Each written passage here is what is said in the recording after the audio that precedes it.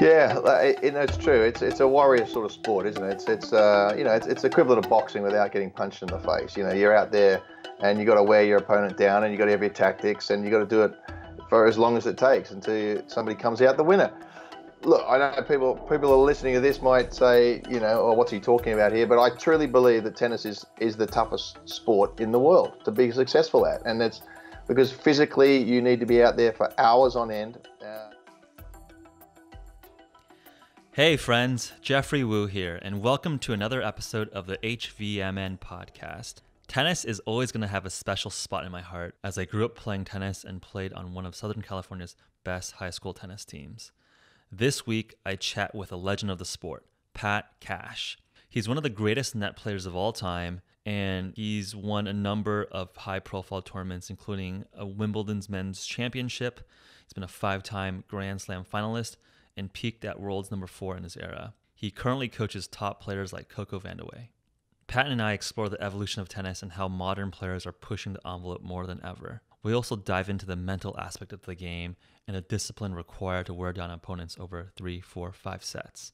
And we chat the current controversies in the tennis world. We also chat about Pat's explorations in optimizing human performance, including experiments with HVMN ketone. Hope you guys enjoy the podcast. Pat, thanks for coming on the program. Oh, thanks very much. Thanks for having me. So where are you calling in from? We're in San Francisco and you're in... I'm in New York. It's the middle of the US Open. So I'm here at the US Open tennis. So I'm in this year in this capacity. I'm coaching Coco Vandeweghe, who is one of the top American players. Had a great year last year. So tennis just strikes a very personal chord with me because I grew up playing tennis. I grew up in Palos Verdes, and Pete Sampras's high school tennis championship plaques were on my high school tennis wall. So it was cool to see that. And obviously, like Lindsay Davenport and a couple of these other players grew up in the Southern California tennis circuit. So tennis player growing up, and it's cool to connect and chat tennis with someone with such a pedigree in the sport. So thanks for I love to dive into the technique, the mental mindset, and also the evolution of the sport. I mean, clearly it's changed a lot over your personal career, and I presume in your coaching career, it's very much changed a lot. Yeah, no, absolutely. And funny enough, California has had a significant was really significant in changing tennis technique for the modern times. Now, if you know tennis, you know about various grips, and there's a Western grip, which is a grip that creates a lot of topspin, and it's for balls that are sort of bouncing up high. Now, almost all the players have a almost semi-Western or a Western grip, which like Rafa Nadal and Federer and all the guys, they get so much spin.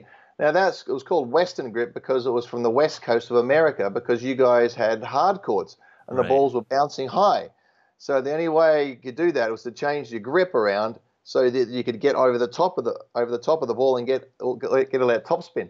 So most players now have that sort of grip, and Coco Vandeweghe is my player, and she's she's originally from New York, but she moved back to California when she was little. So she's from San Diego, and she has a Western grip, like and double-handed like everybody else. But back in my day, the courts tend to be lower bouncing.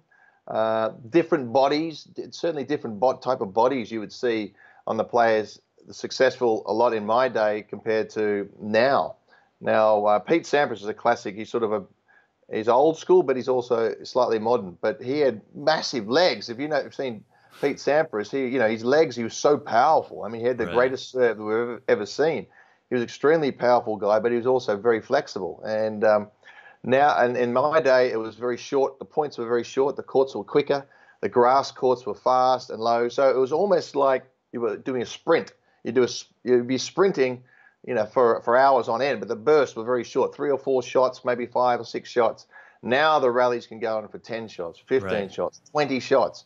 So the body type of tennis players has changed. You get these skinnier, wiry sort of players. Novak Djokovic is a classic example. I mean, still the powerful guys like Nadal are successful, but you tend to get Venus Williams is a classic example. Tall, lanky, long arms, long reach, can run all day. So the body type of tennis players are just changing a little bit as we go along. But the great thing about tennis is it doesn't matter what your size is or what your shape is, you can still be a good tennis player, and you got to be particularly good at things, of course. Yeah, I can imagine like kind of how people describe boxing or like mixed martial arts, like style dictates fights, right? And like different different physiological body types adapt to different strategies and styles. So I'm actually curious. I mean, given the evolution of the sport, what would you say is an ideal body type? If you could have a Frankenstein, you are God, you're designing the perfect body type of a player, what would that look like? Would that look like a 6'4", kind of a giant? Is that even too short? You're looking for someone that's a little bit shorter, but a little bit stock, like weight. Any sense there? Well, you know what? We've found some unbelievable athletes that, it's hard to say go past somebody like Rafa Nadal or Novak Djokovic, but they're different body types. Right. You got Federer, who tends to float across the court. I mean, he really is very, very light. Then you've got Serena Williams, who is just pure power. So, but as we've seen the matches, the rallies go on, the body types, as I said, tend to be a bit lighter. So flexibility was always certainly important for me, without sounding like I'm big-headed or I was very smart, but I was very lucky in that I had some very good trainers who were very cutting edge and used to delve into different types of nutrition.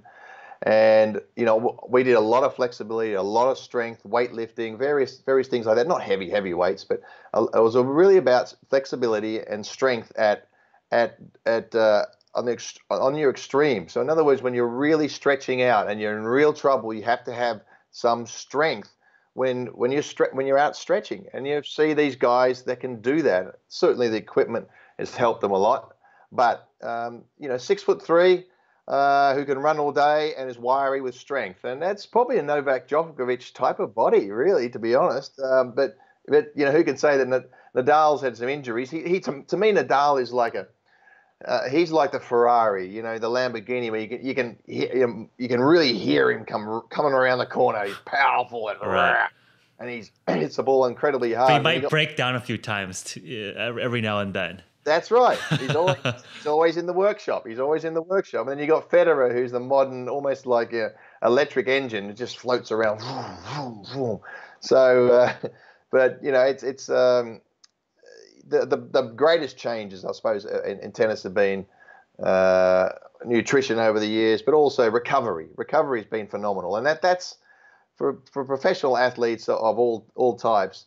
It's really about recovery, and that's just changed massively in 30 years, obviously. 100%. I mean, I can definitely echo that from the different engagements and conferences I've been in the athletic world and the military world, and I think we can definitely dive into that. But before diving into the physiological side of things, I want to just rewind into your history a little bit. You as a kid, what gravitated you towards tennis? What's your personal journey here? Well, I liked all sorts of sports. I mean, actual fact, I grew up, my father was, back in those days, wasn't really professional, but a professional Australian rules player for the one of the top teams in my state, which was the premier state in Victoria, premier state of football in Australia. So he played football, but he just played socially with mum to play tennis. And but I suppose I was one of those kids, lucky kids or kids you hated. But I was sort of the captain at cricket. I was the best football player. I was the best sprinter at school. I sort of did. I was good at everything, I suppose. I wasn't so good at school though. but you can't have it all. You're out on the field. You're just running around, being athletic. You can't have it all, okay? So I was pretty good at sport, and so I just picked up tennis, and I thought, well, this is great. This is a sport you can play all year, where other sports, you play a season, and then you have an off season, and then you play another sport or whatever. But tennis I could play all the time, and I got to the stage where I could start playing against the men at the age of sort of 13 or 14. I was playing against the men in the state and beating them. And then I had the opportunity to go overseas and travel.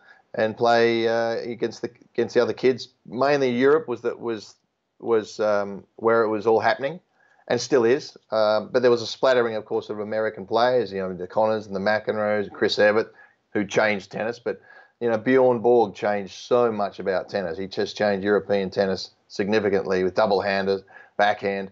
So when I got a chance to go overseas and play these junior tournaments in these mystical places called Wimbledon and Roland Garros, the French Open, and juniors at here in New York, the U.S. Open. I was sold. I said, okay, this is great. I absolutely got beaten up, the first year or so, but you learn pretty quickly when you get playing at that sort of level of tennis. Yeah. So was it when you were around 13 that you realized, hey, I have a special knack for tennis. I'm competing at quite a high level. I'm beating men. I should double down, like forget about cricket, forget about the force sport, the high school jock sort of stereotype. I'm going to just be a tennis player. Yeah. Well, tennis players weren't regarded as much, we were kind of regarded as sissies or whatever, it wasn't a man's sport. It wasn't rugby. It wasn't Aussie rules. But I didn't care, it was to me, it was a very cool sport. And yeah, I realized I had to specialize at the age of sort of 13. I had to 14. I had to start specializing and put a lot more time if I was going to compete with these kids that were beating me up for the first couple of years. And we came back as a junior team. In Australia, we didn't have any funding back in then. They sort of, even though Australia is one of the Grand Slams, so it's regarded as one of the biggest tournaments in the world, one of the biggest 4 tournaments in the world. But yeah, we didn't have any funding back then. So we had no funding for juniors. So we, as I said, my coach and my father and a few businessmen put the money together to send us overseas to get some experience. And it was a shock. The first day that I arrived in Europe, I went on the court with my other fellow Australian, and we're playing a national competition, and we were hitting with this kid. We just, they sometimes put you on a court. They just said, I'll go out to court 15 and practice. So we sort of went out to court 15, and there's a kid there, and we started hitting with this kid, and this kid wasn't missing. He just literally wasn't missing a ball. We'd play for 20 minutes, and he'd miss like 2 shots. And we sort of looked at each other. I looked at my friend, and I went, "Oh my goodness, this is the standard of every kid. This kid is just, who is this kid? We never heard of him." As it turned out, it ended up being Mats Wilander, who, as we know, he won a couple of U.S. Opens, about 3 French Opens, Australian Opens. So he was one of the greatest players of all time. But we thought he was just a normal kid, just some random kid that was just thrown on the court with us. Yeah. So it's funny, as Mats and I have been great friends ever since. But you had to start specializing, and that's it. But also I had a background in other sports. As I said, I played basketball at school. I was athletic, I was running, cricket, whatever it was. So I had this really good background in competing in those levels. So when I got into tennis, I was a competitor, I was a good athlete, and I blossomed pretty quickly. Yeah. I think one thing that I'd like to get your thoughts on is that a kind of a similar background, but obviously never got to your level of depth here, but played a lot of sports growing up, but then tended to focus on tennis as I played high school, et cetera. And one of the things that struck me with the sport of tennis is that it's such a mentally scary sport, if you will, compared to something like a basketball or a soccer, where you have your 12 teammates and the pressure's not just on yourself, grinding every single point after point after point for a couple hours. Some of the longer matches, 3-4 hours. Curious to hear if that struck you early, coming from the cricket field when you had, your teammates and your coach and a lot of breaks in the game, where on the tennis court, you're by yourself. Like, the coach is not really supposed to help you and give you feedback. I mean, they're supposed to be observers. So it's just like you in your mind out resiliencing the other player that you're staring at for a couple hours. Curious to get your thoughts on that, and did that ever strike you, and your thoughts around how did you build up the mental resilience? Yeah, it's true. It's a warrior sort of sport, isn't it? It's equivalent of boxing without getting punched in the face. You're out there and you got to wear your opponent down, and you got to have your tactics, and you got to do it for as long as it takes until somebody comes out the winner. And that's that is look, I know people are listening to this might say, oh, what's he talking about here? But I truly believe that tennis is the toughest sport in the world to be successful at, and it's because physically you need to be out there for hours on end. And if you've been in New York the last 5 days and you've seen what these players have had to go through, it's muggy, heat, right? It's muggy. It's unbelievable. Well, Yeah. they built a centre court here, the new Arthur Ashe. They built a roof on the centre court, and it's not a complete roof. It's slightly open. So it's not air conditioned. They can't air condition it. So when it's 95 degrees outside and it's humid and it's all cement, the hot air doesn't go out. It stays in. It's just unbearable. And I didn't know how we used to play in these sort of conditions, but and we're sprinting around and doing that for hours on end and backwards and forwards and twisting and turning and all that sort of stuff. And then in normal tennis events, you have to back that up the next day. It's not you have 4 days off; you have to back it up the next day. And sometimes in the Grand Slams, the men are playing 5 sets, and if there's rain delays and the matches are backed up, they have to back it up day after day, and it's absolutely brutal. So, but it's a mental battle, of course, as well. As you said, you don't get a lot of help out there. You're not supposed to get any help out there, but it's amazing how the body is and the mind is. It's if you push yourself to a certain limit without breaking, then you are able to keep topping that up all the time and a bit by bit by bit by bit. You can't expect a 16-year-old kid to come out. Occasionally it happens, like Boris Becker wins Wimbledon or Michael Chang won the French Open at 17. Occasionally that happens, but it very, very rarely does it happen that some young kid can come out there and just be mentally tough straight away. It takes years to toughen it, to become mentally tough, and you're adaptable, and you can literally handle the pressure, and then you can get off the court and you do it like second nature. You get off the court, you do your cool down, you go to you have your food, you go to bed, you get your game plan for the next day, and off you go. And that's sort of the skill of being a coach or a player, to be able to deal with that. And the great players do that very, very well. And the other players who are up and down tend to have some form of weakness somewhere. Now, it could be a forehand, could be a backhand, could be a serve, could be a second serve, could be a forehand volley, could be a backhand volley, could be speed, or could be agility, or it could be any element of those mental issues that we just talked about. Now, the skill level in tennis is just so extreme, and you've got hundreds and thousands and tens of thousands of players all around the world wanting to be successful. It's the highest paid women's sport in the world. And so, therefore, you have very, very competitive women from all over the world. Men's, of course, you get basketballers and soccer players, whatever, paid a lot more.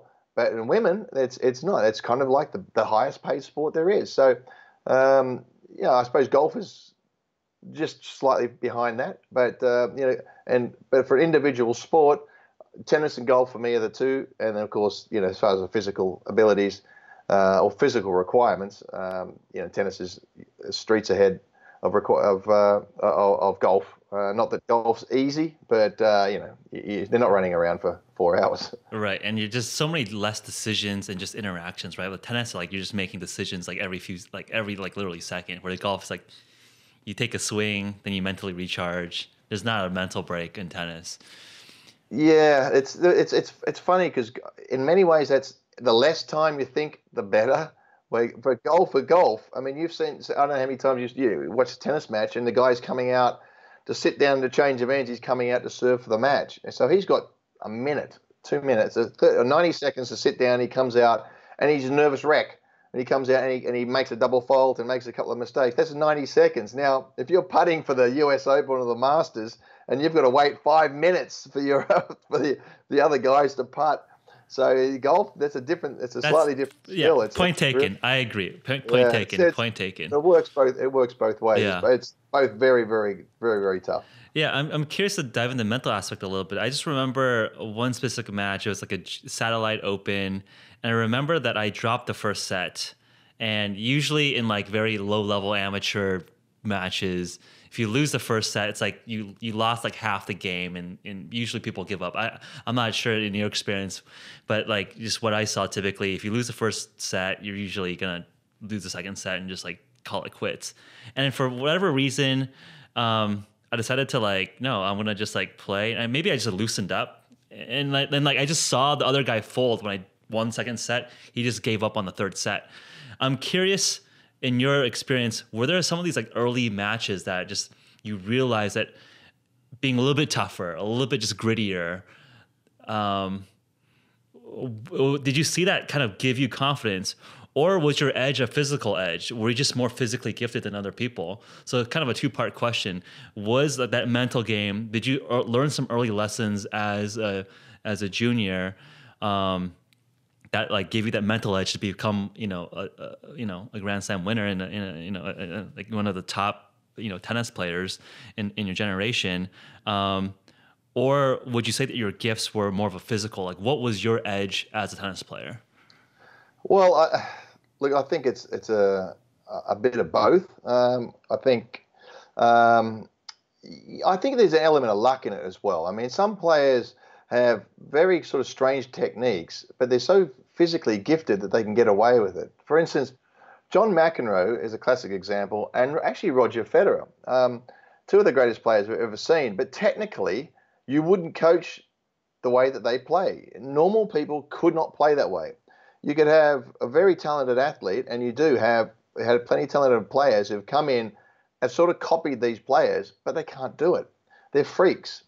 So in many ways, and the same thing with McEnroe. He's the only guy I've ever played against who can completely lose his temper and yet come back and have it not affect him. The very next point. I've never seen a player completely lose a temper and yet no problems, snap out of it, or just be so angry they refuse to lose a point, and they play well. So look, it's an interesting thing at this level. The U.S. Open and this sort of, it's particularly in the men, it's a bit like a marathon runner saying 1 mile. I'm just going to stay with this guy for 1 mile and wait for him to crack. And that's kind of like it was, you go by the mile, I'm just going to stick with him. And then somebody will snap at some stage. And that's the way you sort of have to feel. Okay, we're going into the fourth set, no problems. Going to the fifth set, somebody's going to snap, and I'm just going to be there to take advantage of it. And sometimes the guys just hit wham, bam, bam, hit 3 winners, and you just sit there and go, well, that was just too good. And a lot of times you walk up and you shake hands and you say, well, I played really well, but that was just too good, too good on the day. Yeah. So how about you personally? Like, what was your edge? Like when you were competing you're at your peak, like what did you think personally was your edge against the field? Well, I think mentally, I was very strong. I had a lot of help with the sports psychology was just coming in my era. And so I had the opportunity, as I said, I had a bit of luck in my career. Found a great physical trainer, sports science expert, and I also got a great sports psychologist who was started working with the Australian Olympic team, and I got in contact with him, and he gave me a lot of advice. We traveled together a lot, so I was able to learn quite a lot of techniques, and just through trial and error. He would say, you come off after a practice session or after a match, and we'd sit down. He said, you didn't do this quite well, or you lost focus right here, or what were you thinking? You lost 2 break points, and then I could see you're steaming up, and then the next game you didn't play well. Don't you think you're a bit too? Again, it's just trial and error. There's very few 16-year-olds can do that. So there's the age of 21 that I started working with this guy, 20, and then by the time it was 22, I was at my peak and won Wimbledon. But I was also extremely quick. So playing on the grass courts or a quick surface, I could cover the net very well. So an attacking play, that was pretty much the way the Australians grew up. We grew up as attacking players, and because the courts have changed and the strings have changed and the rackets have changed, it's almost a dying art where really there's very few serve volleys anymore that are successful in singles, and it's to me it's a pity, but that's the way it goes. It's the evolution of tennis. Good or bad, I think most older players would say it's bad, and older people say it's bad, but we've lost a real aspect of tennis, a real element, a skill set in tennis, which is around the net play and tactics and touch. But, you can't argue with some of the fantastic tennis that's out there. It's magnificent. Yeah, yeah. So like as a contrast, like heavy baseline, just people just sitting back, power shots. Exactly, Yeah, and for hours on end. And I sit there, scratch my head, and I go, "How on earth are they doing this?" Some of the stuff that Nadal does on the side of the court, or Federer from nowhere, it's just like, wow. Okay, we couldn't do that. We couldn't do that with the equipment that we had. We wouldn't even dare try it. If we did try it, our coach would kick us in the head and say, "Get off the court. What are you trying? You're messing around." But these guys do that shot because the equipment allows them to, but also they're just incredibly skillful. yeah. So you mentioned earlier in the conversation that a couple of the biggest aspects of how the game has changed is recovery and nutrition. But it's obviously like the rackets have changed. You mentioned playing with a wooden racket. Now there's carbon fiber. All the different marketing language around like carbon nanotubes and all this stuff, right?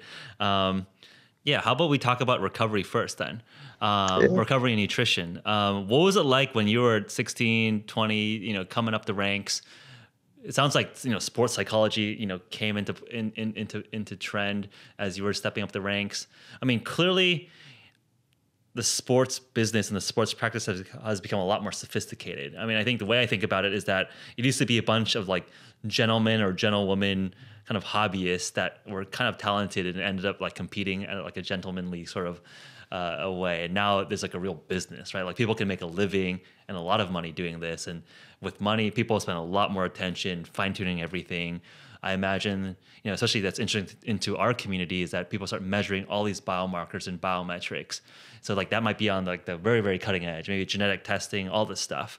So curious to hear, the latest as you transition into the coaching career, managing and working with some of the top players today. How much has some of the techniques in the military and other sports translated into tennis?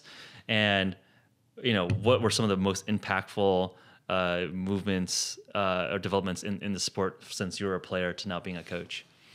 Yeah, well, as I said, I grew up. It's tennis. I mean, like all sports, they evolve. Of course, in 1969, tennis became professional, and before that, it was amateur. You'd be invited. You'd travel overseas on a plane or even a boat, and with a team, and you'd play the different tournaments, and then you go to the US and the French clay court, then Wimbledon, and then go to the US. Then, of course, professionalism came in and players were able to make some money. There's actually a really good documentary if people want to dig it up. I'm not sure exactly how to get it, but it was from a tennis channel and it's called The Barnstormers. If you like tennis and you want to have appreciation for some of what the players used to go through, the early days of professional tennis, check out that documentary, Barnstormers. But these guys were basically outlaws. They were regarded as really outlaws. It's like, how dare they play a professional sport? So they weren't invited to any of the clubs. They couldn't honestly go and play in clubs at all. So they were trying to make a living. They'd put up a tennis court sometimes on a pier on a pier in a town. Play on boards. They play on literally on ice rinks. Put a little matting across the top of an ice rink. With their feet are freezing, they'd sleep in their cars, and they'd travel together. And some ones that might waste some money, they could sleep in a hotel room or get some family to put them up. And the only way to make a living was to play nonstop. And these guys played 5 sets every day. Every match they played 5 sets. Now we talk about somebody playing 5 sets and go, wow, they must be exhausted. These guys played 5 sets every day, and they said there's only one way we can do this is we've got to put on a show, and we've got to go 110% to show the world that this is legitimate tennis. And so these guys, the things they did, it's a great documentary. But so about my era, I first heard of Ivan Lendl, Martina Navratilova using this guy who had a new idea about carbohydrates. High carbohydrate diet would give you lots of energy and you could keep going. So it was carb loading, the beginning of carb loading. So that was 1980, I was going to say 1984 or 5 maybe. And at that stage I was just up and coming player, and I said to Ivan Lendl, I said, is this thing work? And he goes, oh yeah, I feel great. I got lots more energy. It's much better. I eat properly. I can recover, all that sort of stuff. So next thing you know, within a couple of years, every tennis tournament, And you don't have your own special food. You just eat whatever's there. It's nothing but pasta everywhere. And it's still today. It's still, you go somewhere, they'll have a big plate of pasta area. They might have some other meats or whatever. But you can't, on the road, you got to eat whatever's given to you, and you try and find your way around there. So nutrition obviously changed massively, but recovery. When I was at Wimbledon, the year that I won Wimbledon, as an example, there was one tour physio and one local physio and a doctor, and that was it for 400 or 300 or so men players. That's all there was. Now, if you wanted to, you had an ultrasound machine. You're too young to remember the ultrasound machines, but it was an ultrasound machine and a TENS machine, which is electronic stimulation. That was about all you could get. And so if you had a bad shoulder and you would basically stand in the line, you go into the trainer and you say, listen, I've got a match in an hour. Can I get some treatment? You go, yeah. Well, either put your name on the list or wait, because I've got to go. Billy here, he's on in 15 minutes. Joe here, he's on 35 minutes. So if you're on 45 minutes, you come after him, and I'll give you a little. And the massage would be like, right, bit of hot stuff, Ben Gay or whatever on your shoulder. Right, okay, off you go, and that's it. And then afterwards, you come back and be like, oh, my shoulder. You go, right. See the esky over there? There's some plastic bags. There's the ice. Stick it on your shoulder. Okay, well, and we'll see you tomorrow. That was it. That was it. I mean, I did a lot of stretching, and people were looking at me. Players were looking at me, and I was doing agility stuff. People were saying, "What are you doing? What are you doing?" I said, "Oh, I'm doing my agility work." So I was actually quite scientific, because I had a great trainer who actually came out from US college, Australian lady called Dr. Ann Quinn. But so she started doing all the agility work, and scientifically we just do testing the quads and the hamstring ratios, and that was pretty cutting edge. But that was about it. Now we know. I used to have to take my heart rate in the morning, which I didn't pay any attention to. I didn't know anything about heart rate variability and all that sort of stuff, whether I was recovering or not. But now my player, she wears this thing on her wrist, and we know first thing in the morning, the physio has a look and says, oh, she recovered really well, or she didn't recover really well. Okay, we better take it light on the practice court today. Huh. Today was a classic example. So heart rate variability, probably. That was, yeah. That was something we just literally did today. I said, I saw him on the way to the practice court, and I said, how'd she recover? He goes, not so good today. I said, okay, well, we'll pull the practice session, make it lighter, so she's ready for her match tomorrow. So, but that's and then of course the technology with the rackets and the strings, it just goes without saying that stuff becomes more powerful, and that's changed tennis probably more than anything. But the recovery now, ice baths, everybody's on a bike, after a match, cooling down. We never had any of that equipment anywhere. First time we saw a bike in a cool down room. Wimbledon didn't even have a proper gym until about 5 years ago. I mean, it's crazy to think, but now there's massive gyms. So recovery. Interesting. Yeah. So people are just flushing out lactate after a match. They're just like cycling, pedaling it out. Yeah. And then there's supplements now that called to take the lactate out of your muscles, and there's all sorts of stuff. They're very, very strict in tennis with drugs and doping and products. So players are quite wary. We're quite slow in tennis of bringing on something new, and I think that's why that's the interesting thing for me with ketones. I'm a bit of a guinea pig myself. Back in 1988, my trainer, or 86, my trainer found out a place that would test your blood and test amino acids, and that was in Atlanta. So I used to get my urine and freeze it and send it over, take blood, send it over, hair samples, send it over to Atlanta, get tested and find out where my amino acid levels were. And they used to send back the most revolting tasting stuff. You'd mix it up, and it was like glow in the dark yellow stuff that you'd be like, oh, it wasn't like these powders you can get now with flavorings. It wasn't any of that sort of stuff. It was absolutely horrendous. But I also believe that helped me recovery. But I was still a bit old school, where I didn't quite take on this. We didn't quite know about recovery and rest, or I was too stubborn. I just wanted to be the fittest and the fastest, and I felt that you could work, And rest was not a priority to me, and I got injured a lot. And once I got one injury, I got the next injury and the next injury and the next injury. I recovered from them all, and I've learned a lot from it, and I think this made me a better tennis coach. But that was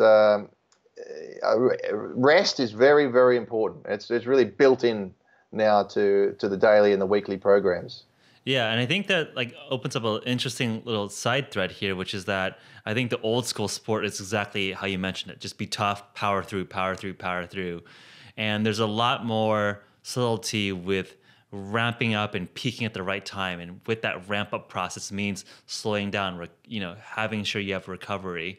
And I think usually when people talk about that, this is in the context of a marathon or a track and field event where you can really, really just peak on one day or one fight, right? Like boxing, mixed martial arts. You got to just kill someone on one day.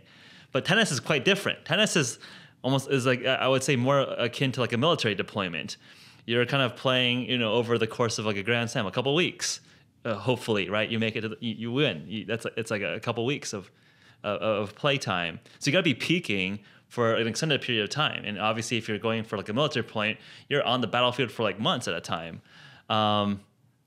Curious to see if that kind of adaptation and an optimization sort of thinking around training and recovery has made it into tennis, or how does that apply to tennis? Because it's kind of atypical towards a track and field event or a single event type sport.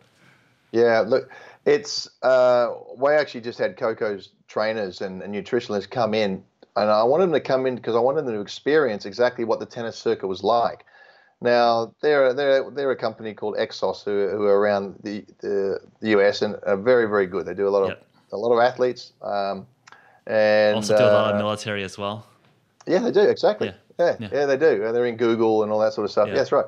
So they're very, very experienced. And then one of the head guys came in and, he wrote out a program. He said, right, okay, we're going to get this serious. Coco's had a really bad year. Unfortunately, twisted her ankle. She got sick. It's one of those terrible years. We want to get her to do well, to quickly get back recovery. So he wrote out a program and he said, listen, this is the program, blah, blah, blah, blah, blah, blah, blah. I wanted to do all this stuff. We've got one of our trainers to come with you. I'll come up and I'll visit you for a couple of weeks leading up to the US Open. But this is the program. And I sort of just looked at it and went, good in theory. Yeah, we'll try and follow that. Within day one, it was out the window. Why? Was it too much? No, because tennis, 9:30, get up in the morning, have breakfast, do warm up in the elliptical machine. Yeah. Elliptical machine. Do ankle rehab. Tennis from 9:30 to 11:30. Lunch, brought the food in. Well, day one it rained, so there goes our practice session.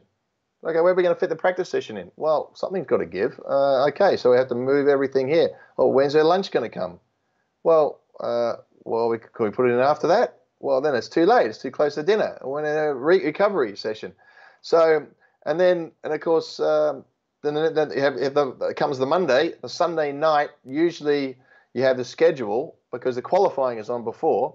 If it's been a wet day or whatever, we don't know who qualifies. The qualifiers, some have finished earlier in the day. They will play on Monday. The ones that finish long and late in the day, they might play later in the day or even the next day, on Tuesday. So they don't make the schedule. A lot of the time, you don't get the schedule in tennis until 10 p.m. at night. In actual fact, we're in the evening now, and I'm still waiting for the schedule for the US Open right now. And so how are you supposed to plan on that? And he's sort of scratching his head going, this is really tricky. You've got to be really adaptable. I said, yeah, well, that's kind of tennis as it is, isn't it? Every point you got to adapt and you got to change, and there's a bad line call, and the wind blows, and the opponent hits. So tennis is an amazingly adaptable. You have to be adaptable to do that. But we try and stick to some form of rules, some form of format. But really only in the men. In the women, they have 2 months off at the end of the year. In the men, they don't even have that. They have a month off. So you have 1 month to work on your technique, to get fit, to do you get in the gym and do your base strength work, and then get straight back into agility, because within a month you have to tear around the tennis court. So if you want to get in the gym and build something up, you haven't got much time. You've got 3 weeks for a lot of these players. So a lot of the stuff is done on the road and adjusting, and It's very tricky. I'd like to say it's a science, but in actual fact, it's a non-science. It's like experience goes so far. Yeah, no, that was what I was going to actually ask you next, which is like, how do you set up your training blocks? I mean, just broadly speaking, right? Like, there's so many. I mean, you're just like constantly traveling, competing. That like, do you have much time to develop new technique, or is it just like off season, jam as much technique work and skill work, and then kind of like maintain like the mental sharpness and like the physical health to be able to compete? Or how do you think about it?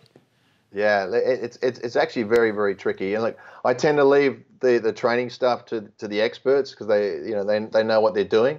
But as far as technique goes, being fascinated by biomechanics myself, I had a technique that created injuries and wasn't particularly great. I went back to the drawing board towards the end of my career and rebuilt my whole technique. And I actually hit the ball way harder. Crazy risky and scary, right? Like I just knowing like again, like you change your grip, that's like you lose a lot of muscle memory. Yeah, no, exactly. But I had no choice because I was injured, and also because I realized, well, I'm injured, I'm a little bit slower than I used to be, and these guys are hitting the ball harder, way harder. So I decided I had to do something about it, and it took me probably a couple of years to get everything right. I actually hit the ball way better than I used to. I know, so I can't move and I don't focus as well as I used to, of course. But there was, I had to take time off. But for so when I have an issue with Coco or a player, and I say, like, if we want to fix this, we do have to have some time off. And the thing that I've found is that the players I've worked with, Mark Philippoussis, Greg Rosetsky, particularly, and Coco, they've been my long-term players. We've all done well. Actually, two of them have got to the final of the US Open. And Coco got the semi-final last year. So they've been successful players. They're incredibly talented. I mean, they pick things up like that. And it's surprising where, a junior might take weeks and months and years to pick something up. They can pick things up within a week or 2 weeks. And I suppose I shouldn't be surprised. I say, well, they're the best talented players in the world. For a reason, that they can pick things up. But some things they can't, and you've got to chip away at. Some things, it's just the way their body is built, and you just say, well, you just can't. They're just not going to move that way, and I can't expect them to move that way. But it's a real skill, and you have to do, as I said, a majority of work right at the end of the year, November. But the Davis Cup final or the ATP World Tour Finals is in mid-November. So the Davis Cup final is usually is after that. The women is mid-October, so women can have a bit more time off. It's a better schedule, and it's one of these things that the players and the men's have been arguing about for years about. Give us some more rest, give us some more time off. So the ATP did do that. They said, okay, we're going to make the season 2 weeks shorter. So what did the players do? They just went off and played exhibition matches and made loads of money, and they played nonstop for 2 weeks anyway. So they went, well, okay. Fair enough. And so you mentioned nutrition. So the original kind of old school style, carb loading. And obviously, as you've been following this, just a broader nutrition space, a lot of interesting developments and perhaps hype around a ketogenic diet. I mean, recently there's been a lot of discussion, maybe not into the athletic performance perspective, but people within the keto diet are talking about doing a carnivore diet, just only eating meat products, which is more on the extreme side. I don't know if you've seen some of that stuff. Curious to see if some of the nutrition interventions have been in play in the tennis world. A lot of again, like maybe it's not even like sticking to one diet throughout the entire year. The notion of cycling diets or periodizing diets for different types of training or different types of matches. Curious to see how much nutrition has evolved over the last couple of decades. Yeah, well, as you said, it was carb loading. That was what it was all about, and it got to the stage. Well, there was a lot of players hitting the gym. I mean, if you remember Andre Agassi coming out at one stage, and he was just muscle bound. It kind of worked for him, I suppose, because he got him in the gym. He's just super talented. He got away with a lot of stuff anyway. But all of a sudden the protein was pumped up to ridiculous. So there was carb loading. There was and then there was protein. And I remember talking to Rod Laver, who's the only man who's won the Grand Slams, which is all four of the Grand Slams, Australian Open, French Open, Wimbledon, US Open. He's won all four of those in 1 year, twice. Only man to do that. Now, he used to travel everywhere. And I talked to him because I'm very curious about this, because I'm very interested in, the low carb diet, the ketogenic diet, which I did for a good 9 months recently. And then, of course, all the products, including yourself, have been coming out, and I've been testing. And I said to him, "What did you eat?" I said, "What did you eat?" And I said, "You used to play these exhibition matches." He was a pro. He was one of these guys that played 5 sets every night. They went to another place. They played 5 sets, and they'd move on. And I said, "What did you eat?" And did nutrition? He said, "Well, we didn't really have nutrition. We ate eggs, we had butter, we had eggs, we had steak, and we had meat and some vegetables." And I sort of thought to myself, that's pretty low carb. That's pretty keto. That's pretty keto, isn't it? And he said, I said, "Did you ever get tired?" He said, "Never." I said, "I always felt great." And Bjorn Borg said the same thing. He used to practice every day for 5 sets before Wimbledon. He never played a lead-up tournament. He won 5 Wimbledons in a row. And I said to Borgie, I said, because I played with him, I'd never actually played him on the tour. He's just a little bit older than me. And I said to him, "What did you used to do? Did you play 5 sets every day?" He said, "Yeah, I used to play at least 5 sets, probably 7 sets a day. One 5-set match, then another couple of sets in the afternoon." I was like, "You're joking me." I said, "What did you eat? What did you do?" He said, "Same thing as I always did." I said, "I had just a steak and maybe some potatoes and steak and vegetables, and that was about it." And that was again, I was thinking, "You're kidding me. How can you possibly recover from that?" But it's a kind of a keto diet in a way. And Rod Laver said, I said, "Why'd you eat meat? Why is that all you ate?" He said, "Because meat was cheap back then. Meat was actually pretty cheap. So that was the only thing we could afford to eat. So we had meat and we had eggs, and at night we had a couple of beers, and I cooked my own steak." I said, "I cook a great steak. I still do. My friends come over and they think I cook the best steak in town." And that's what he had. And it's kind of keto. Isn't it funny how it goes around? Yeah, it's kind of wild. I mean, it's interesting here because, again, I think the dogma in the last 20, 30 years was carb load, carb load, carb load. It was interesting to hear that the recovery side, where some of the benefits of a ketogenic diet that's been shown in literature is anti-inflammatory. Some of these effects that might have been showing up in how this guy has such crazy stamina. I mean, 7 sets on a daily basis is no joke. I mean, that's 4 or 5 hours on the court. I mean, easy, right? I mean, that's just a lot of aerobic load. Yeah, no, it is. And but obviously, for me as curiosity, I mean, I went. Did that spark you to try that? Curious to hear about your nutrition adventure. Obviously, I want to hear about your experience with our ketone ester. But yeah, just curious to hear about, what were your personal explorations, and what were your thoughts on all the different things you've tried? Yeah, well, I've always my motto really is to try everything and try and be as good as you possibly can be. So that's why I got the sports psychologist ahead of my time. That's why I got the amino acid testing ahead of my time. That's why I got the full-time trainer, and I've always tried to experiment and try stuff. Let's find stuff that actually really works. So carbo load didn't work for me. I just couldn't get out of bed. I mean, I just had pasta, whatever. I couldn't get out of bed. I just wake up I couldn't move. So I realized something's gone wrong here. So then I went gluten-free, and I actually lost a lot of weight. And I thought, actually, that kind of works, which means I was kind of cutting out carbs, wasn't I? I was really cutting out pasta accidentally. And then sort of, the older I've got, my joints and my muscles, I've had injuries. I'm old. I've beaten the hell out of my body for 40 years competitively on the court. And my son said to me, I got a tennis academy in Australia, and he said to me, a friend of ours, Rich, he said, he's diabetic. And I said, "What?" I said, "He's the fittest kid I've ever seen." He said, "Yeah, but he doesn't take any insulin anymore, and he feels great, and he runs around, and his muscles, and he goes to the gym." And I'm like, "Hold on." He said, "Dad, you should get on that because his joints feel really good. It's called a keto diet, ketogenic diet." And I was like, "Okay, I got to explore this." He said, "Give him a call." So I gave him a call, and I said, "What? First of all," he said, "Yeah, I got a rare diabetes thing." I said, "I'm super fit, but I don't take any insulin. I don't even bother checking myself anymore. I do everything that I could still do. I actually do more. I feel better, and my joints don't ache. My muscles recover." And I'm like, I need to hear more about this. And that was the ketogenic diet. So I went on it because everything freaking well ached. Sorry, I'm swearing to people. Yeah. But how many years ago was this? I'm actually curious in terms of timing. only a couple of years ago. Yeah, okay.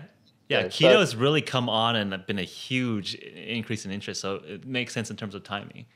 Yeah. And so it was, I found that worked. I didn't really have the keto flu or any of that sort of stuff, but, I felt it worked. Trying to get the right balance with water, salt, and the oils was tricky for me. Sometimes I sort of feel a bit queasy and whatever, and I realized I was dehydrated.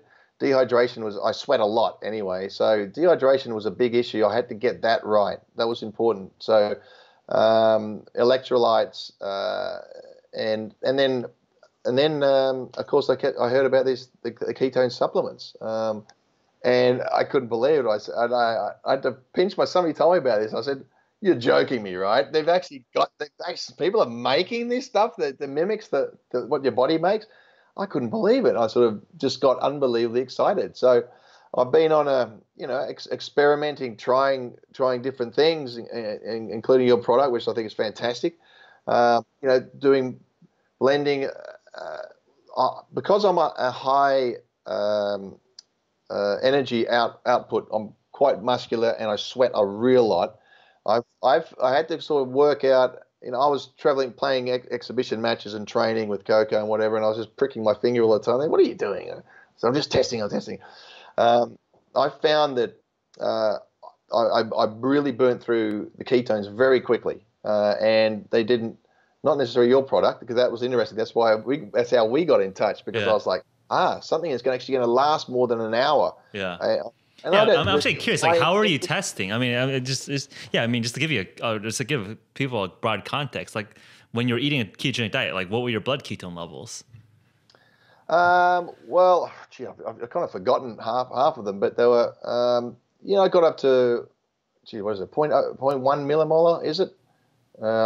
Point one is like very, very minimal, right? Like So like 0.1 is like if you're quite minimal. Like 1.0 is like pretty nutritionally ketose. 1.0. Okay. Yeah, 1.0, 1.4. So that was sort of what I was around about. Okay, that's legit. I mean, that's legit.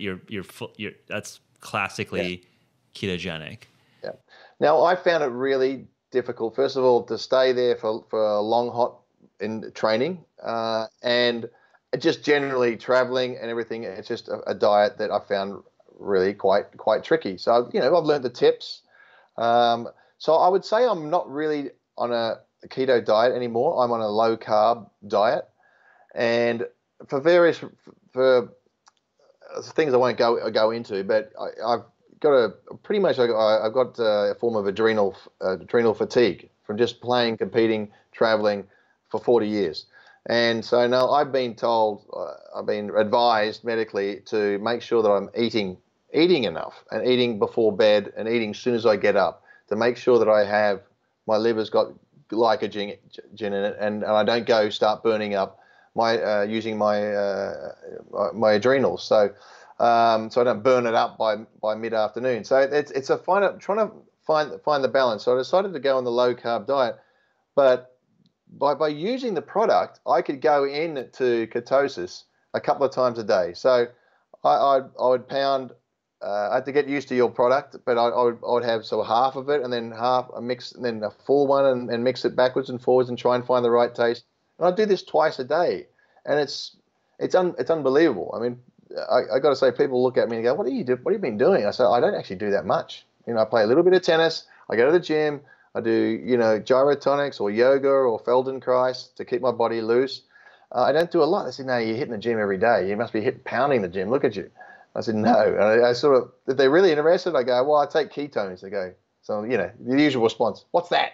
Or some people go, "Oh, I've heard about that. What's that about?" Or some people just, so it's ongoing, but it's, as I said, tennis community is picking it up a little bit. I know there's quite a few players who are using it, but certain players, because of the drug testing, are so strict. If it doesn't have a WADA, approval, or sport, what is it called? Safe for sport, certified for sport. Yeah. So that's really important for the players, because the tennis is probably, if not right, the most strict as far as drug testing, and I know that ketones, but I can't. If it doesn't have that stamp on it, a lot of players sort of won't go near it. So, and actually, in fact, I'm really curious to know from you, because this was one of the issues when I contacted you. I said, how does it work with the esters and your product? Is it a food? Do you get a stamp? How does that work? Because I'd really like to pass that on to something. Yeah. No, it is NSF certified for sport. It's regulated as a food, and it's WADA compliant. So some of the more recent high profile sort of more public use cases has been a third of the Grand Tour cycling teams were our customers this past Tour de France. And actually part of the original development of the ketone ester in the DARPA program was that part of the mandate of the program was to make this go through FDA as a food. If you actually go to at the NSF website, you can actually search for human ketone. You'll find the official little NSF certified for sport little category. And I know just knowing that, a lot of the original funding came from UK Sport, and our research lead, Brianna Stubbs, who rode for Great Britain, it was really important for her personally, just knowing how much athletes put into their career that you just cannot justify anyone getting flagged that jeopardizes their career. I mean, that's like the worst thing we'd want to do. So hopefully that gets us on the record as assuages that, it's WADA compliant, NSF certified for sport, it's regulated as a food, it's not a drug, not a supplement. It's actually probably safer than like most supplements because it actually is a food ingredient. Yeah. Well, it's your product might be an exception. The others probably not, and they're popping up everywhere. I mean, I just walked into GNC today to get a little funnel to put the product, but and there it was. There's all these ketones popping up, and I kept looking at the back and saying, there's not many of them have a sort of a WADA approved. Yeah, that's right. And I don't know, if you don't know exactly what's in it, a professional athlete is not going to touch it. So stay away from it. So that's why I think it's slow getting into tennis, and I also think from because of the traditions in tennis, this element is just it's creeping in, and it's a little slow, but I'm convinced that almost every athlete in the world will be taking ketones. I mean, it'd be mad not to. I mean, they all want an edge, don't they? Yeah. And it's a legal edge. I think they're absolutely mental not to, and I think we'll be seeing it. It's creeping in, and I think we'll see it more and more. But the traditional nutritionalists just don't know it, don't understand it, don't believe in it, don't see enough scientific proof. But it'll come. It's coming, and they'll realize it. So the professional athletes who are listening to this or who know the product, they're getting an edge right now.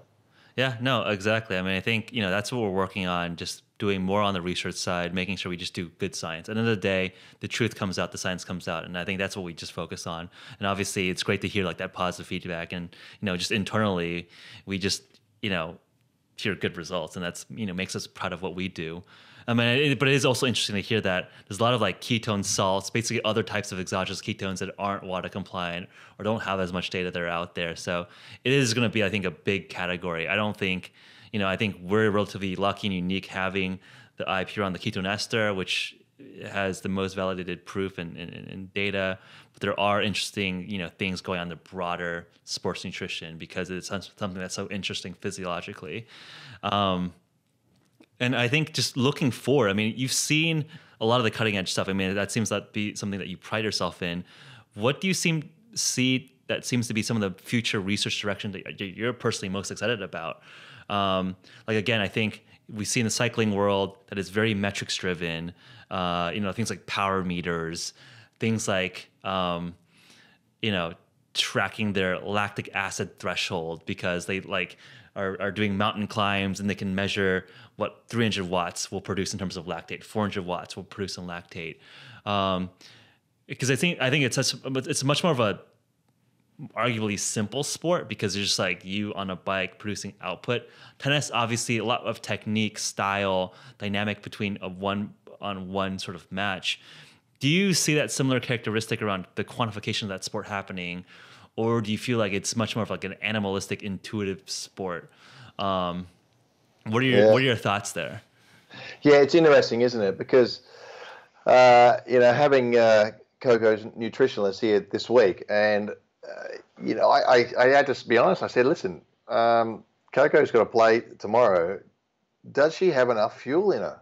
And then she said, she should have plenty. I said, because you realize tomorrow the match could be 45 minutes and it's stinking hot, 45 minutes, or it could be 3 hours.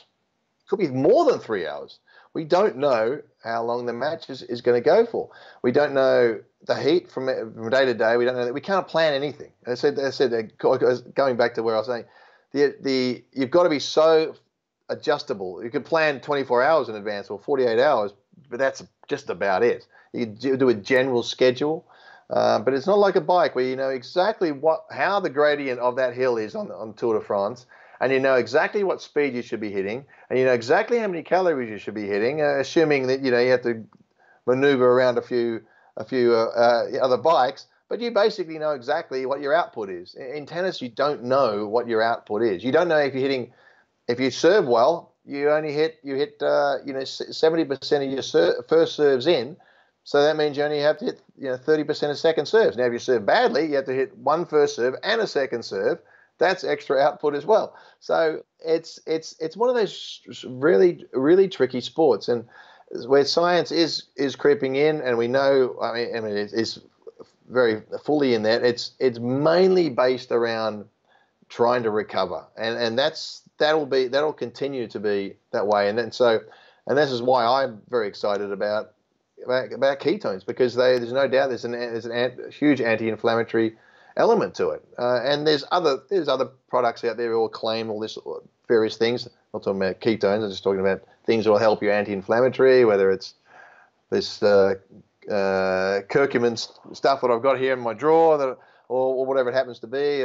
Mega hydrates are another product that I absolutely swear by, and that's it softens the cell membrane, helps you absorb nutrients and get rid of toxins. And the combination of these things, I think, is where tennis is going to be in the future. And whether the ice baths work, there's cryotherapy units that go to some tournaments, so players go into the cryotherapy.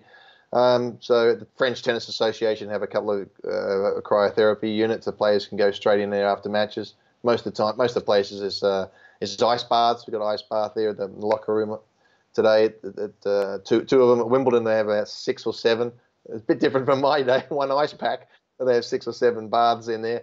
So that's tennis is certainly getting there, but it's just very hard to sort of judge, and emotionally, and you got jet lag, you got different foods to deal with, all that sort of stuff, and you turn up, you fly across the other side of the world, and you catch a cold in the plane, and then you're out for a week, and then you can't train properly the next week. It's one of those crazy sports that makes it very, very tricky. Right, especially if you have one individual, right? With a team sport, you lose a key player, you still have 4 or 5.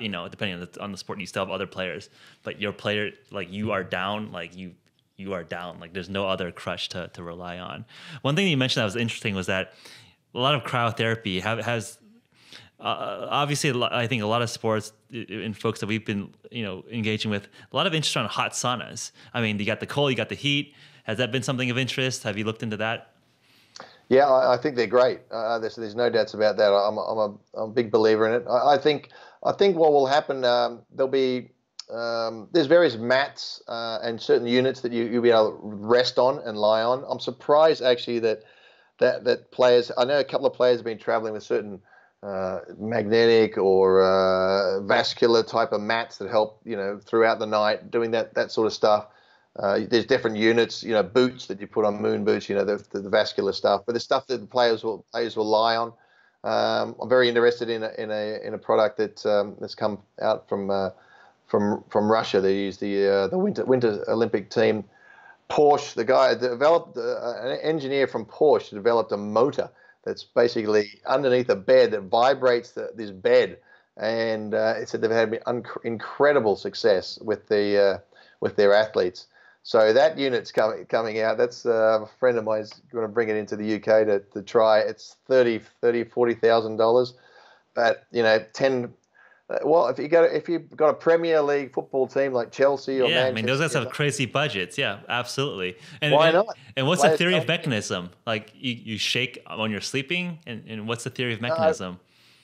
I'm not exactly sure. I'm a conspiracy myself, but it's a vibration. It's a form of vibration that works. And you lie on it for 10, 15 minutes, 20 minutes.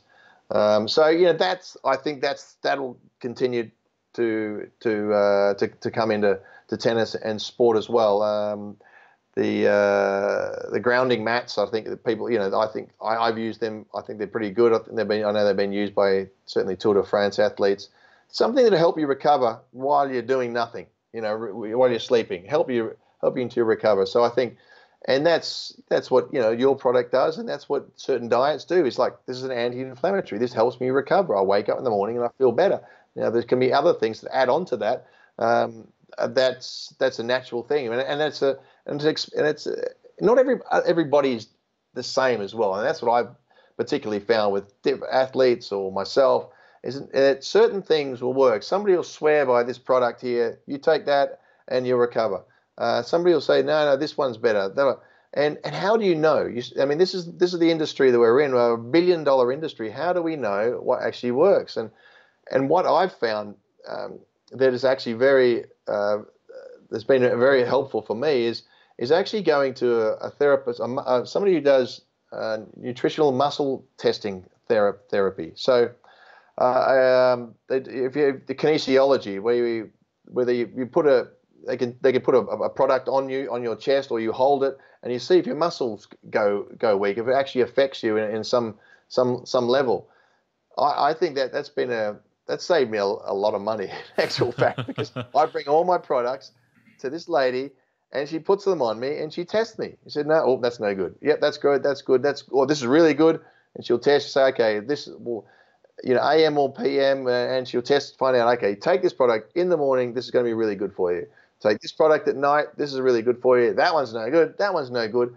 And the products that have everything in them, I just pull up something like this, and it's, that's got 100 different things in this product. All you need is one that doesn't work for you, and that you might as well just throw it out, and just one thing. So I tend to stay away from the products that have loads of stuff in them. Even though the majority of it is good, there's always one or two little things that don't work for you, and it's actually going to affect your body, and it's going to throw it off balance. So I use this lady in London, but they're around. There's different people who do different things. There's a physio. I wouldn't say physio. There's a thing called PDTR, which is deep tendon reflex, which is a fantastic system of checking out your body, going through your body, balancing everything out, and working out where injuries are, or what nutrition works for you, what doesn't.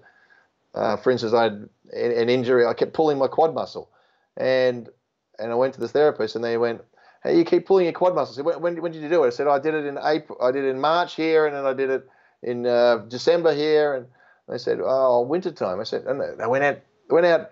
They got a cold bottle of drink.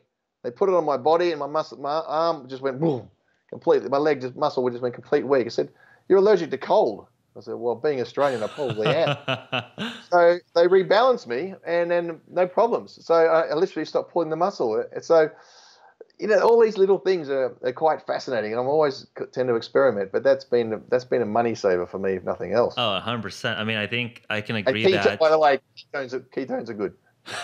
Well, good to hear.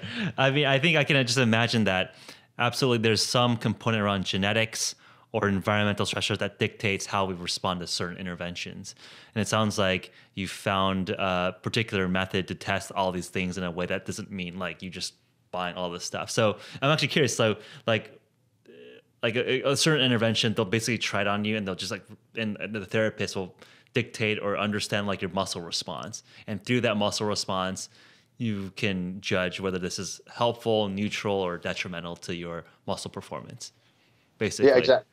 Yeah. Exactly. Yeah, exactly that. Yeah, it's. I don't know exactly how they do it. I've got a basic idea of it, but and it kind of makes sense. It's maybe not as scientific. Some of the medics might go, "Oh, that's just hocus pocus," but I'm not so sure. Even if it is if it's pretty accurate. That's good enough. That's good enough for me than to waste a whole lot of money on stuff that I don't really need. Yeah. My body doesn't really want.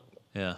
No, I mean, it seems sensible at least to have some sort of structure to figure out what's working for you or not, right? Like, I guess like the gold standard would be just like placebo control yourself with an intervention and then see how you respond and maybe post facto measure it. But that's obviously complicated. And like, if that's the gold standard, what is like the most efficient way to get to some sort of like result that you can apply to, your practice or your players, et cetera. So yeah, I mean, it's all about finding efficiency of what works for you given the use case or goals that you're trying to achieve. Yeah. That's right. You got the scientific brain going there. You know exactly what I'm talking about. But it's trying to find out what works for you. I mean, what does work for you? And it's so much guesswork is going on, and I do it as well. I hear about something and I go out and I buy that. That's going to be fantastic. A month later, I go, yeah, maybe, I don't know, or wow, yeah, it did work. So it's there's a lot of guesswork going on. I do test my bloods all the time and my hormones and all that sort of stuff. I always have. That helps. There's no doubt that helps. I think there's a little bit of science, or quite a bit of science involved in that, as do my players and Coco particularly. But sometimes you don't really know. It's a bit of a guesswork, I suppose. Yeah, no, I mean, I think science and engineering is about quantifying and optimizing things you can measure, but I think it's overly simplistic or overly simplifying to just say, hey, everything is measurable. And I think there's definitely certain human qualities that are kind of intangible, right? Like, why is one player more mentally resilient than another player? Like it's hard to measure like courage or the amount of pain you can withstand. Maybe you can measure that, but like kind of these intangible human aspects. And I think maybe technology can get to a point where you can actually start measuring some of those kind of soft metrics. But until then, it is about that human experience, that human judgment. How do we optimize and get into a player's brain to help them achieve, greatness? Really, right? Yeah, and I think a lot of this. I mean, there's genetics is a massive genetics. No doubt, genetics is huge in sport. But, you got to pick the right parents. It's sometimes you just. That's funny. You know what I mean. It's some people are just born that way, but there are just certain things that you can do that we know that we can do that can improve an athlete or improve them mentally, and you do those. And there's the extra things I suppose you can't really quantify necessarily. It's down to the individual, but we know that if you eat bad food, if you're having fried food, if you don't stretch, you don't cool down, all that sort of stuff, that you're more susceptible to injury. If you start all of a sudden pound up from doing 1 hour a day of tennis to 3 hours a day of tennis, within 2 weeks, there's a chance that it's going to be injured. So we know those sort of things. So you try and stick to certain limitations and certain guidelines is what I'm looking for. And the rest, particularly in tennis, is a little bit of it's experience, and that's why you tend to have good experienced coaches who were successful, and the players are looking for good experienced coaches because they know. They know how they can, in some way, create some sort of format in the mad world that is tennis. It's a interesting late tennis gossip or tennis news where Serena Williams, she had her famous cat suit that was banned from the French Open. And I think just in the last couple of days, a French player, I believe, was changing her shirt because it was like on backwards or she was sweaty on the court, and that was flagged as a warning. And obviously, that's quite a double standard for men and women. Curious to hear your thoughts on that, and the changing, I guess, the etiquette of this sport. Yeah, look. It was pretty crazy. I mean, we're talking about the crazy hot day, and one of the players, as you said, came on. She went off to change her clothes, came back, realised, she put her outfit on the wrong way, and sort of, as she was walking up, because there's time restrictions, you can't just take all day to get changed, otherwise, you get defaulted. So she just quickly flipped her top around, and then she got a warning for that. Look, they backtracked on that. They said, she shouldn't have really, this is not an incident but we had to give a warning because it was part of the rules of etiquette of tennis. You know, whatever. Tennis is a funny sport where it's actually losing quite a bit of tradition. Tennis is a traditional sport. We have the Davis Cup, which is a men's international competition, home and away. It's our biggest competition, nation's competition. Well, they've just completely changed it altogether. They've just thrown it out, all the tradition, and have made it into just a one week event because they say they're losing interest for players, for the public. There's a lot of competition out there for other sports. I mean, my day there wasn't much you could watch on TV. You watch tennis and there's football, basketball. That was about it. I mean, there wasn't that many sports. Now there's 30 channels that you can watch sports, and so they're losing. They believe they're losing quite a bit, but I don't see that. I mean, I see particularly in the US when you're seeing so many good women players coming through in the US. It just shows a clear sign that there's actually the game is really thriving. It's just a really tough sport. It costs money, and it's really tough sport to survive in. It's not easy to make money. The average player is making, if you're ranked 100 in the world, you're only taking away, I don't know, $300,000 a year, and you're spending 295 on expenses. It's just one of those things. But it's there's always controversy around a terrible incident. It just happened where one of the umpire went down and talked to the Aussie kid Nick Kyrgios, who's very volatile and doesn't try sometimes and is emotional, and he's an incredibly talented player. The umpire got down off the chair and gave him a pep talk, which is just the most bizarre thing. I think one of the most bizarre things I've ever seen in tennis. That is strange. The neutral chair umpire. It's not like it's a junior match where he comes down and goes, "You okay, kitty? You okay? Would you like to take a drink? Would you need a toilet break? We can start the tournament, under 5s or under 9. This is a professional tennis match. The guy gets down and does him a pep talk. Says, "Nick, you're better than this. You can keep going." And he turns around. He was just about to throw the match. He was exhausted. The heat got to him, and he ended up pulling his act together and winning the match. The other guy, of course, is absolutely furious now. And the authorities go, "Oh, yeah, no, that's fine." It's like, what? You get angry at a girl who changes her shirt because he's dripping the sweat, but yet you let an umpire come down and give this guy all the bias. That's wild. Tennis sometimes just makes no sense. It drives me nuts sometimes. It really does, the officialdom.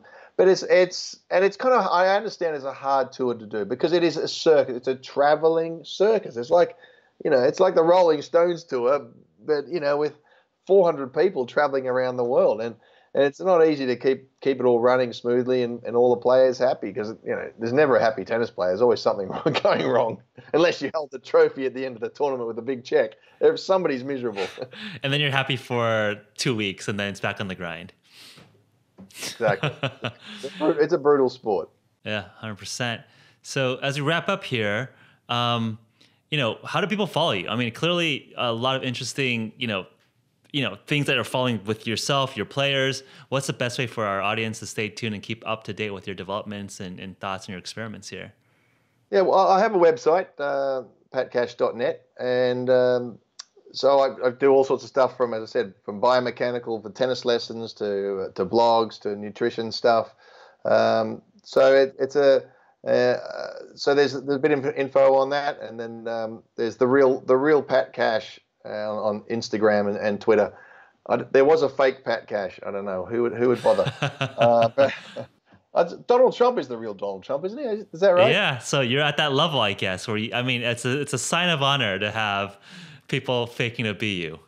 Is it really? Is it really? Okay. I guess maybe not if you want to not be compared directly to Donald Trump. But again, depending on your politics, let's not get into that. But yeah, maybe. Thanks so much for taking the time out of your busy schedule. Best of luck to you and Coco in the upcoming weeks. Hope the best of luck and best of successes. Thanks very much, and look forward to catching up with you again soon. Thanks for having me. Thanks so much, Pat. As always, please send my producer Zill and I feedback at podcast@hvmn.com. iTunes reviews are always appreciated, and remember, you'll score a free Sprint Mini in the process. Appreciate it. Thank you so much, and talk to you soon.